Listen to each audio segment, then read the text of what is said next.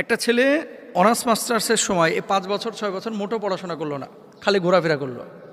কিন্তু বাপ ছিল একটা কর্মকর্তা, বাপ ছিলেন একজন যোদ্ধা, মোটেও পড়াশোনা করে নাই, টাইনিয়া টুনিয়া কোনোভাবে পাশ করছে।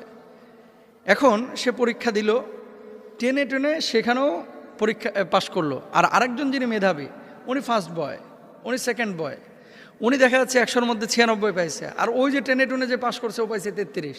তাহলে কি কোটার আলোকে এই ছেলেটা যে 33 পেয়েছে, ওই 96 পাওয়া ছেলেকে টপকে গিয়ে সে চাকরি নিচ্ছে। তাহলে কি হচ্ছে? মেধাটা নষ্ট হচ্ছে, মেধার মূল্যায়নটা নষ্ট হচ্ছে, তাই না? তো ক্ষেত্র বিশেষে এই সমস্ত জায়গা, যেই জায়গাগুলোতে অযোগ্য লোককে নিয়োগ দিলে রাষ্ট্র হুমকির মধ্যে পড়বে, দিন হুমকির মধ্যে পড়বে, পুরো সোসাইটি হুমকির মধ্যে পড়বে, এই সমস্ত জায়গাগুলোতে এগুলো বিবেচনা করা উচিত এবং ইসলাম এগুলোকে নিরুৎসাহিত করে।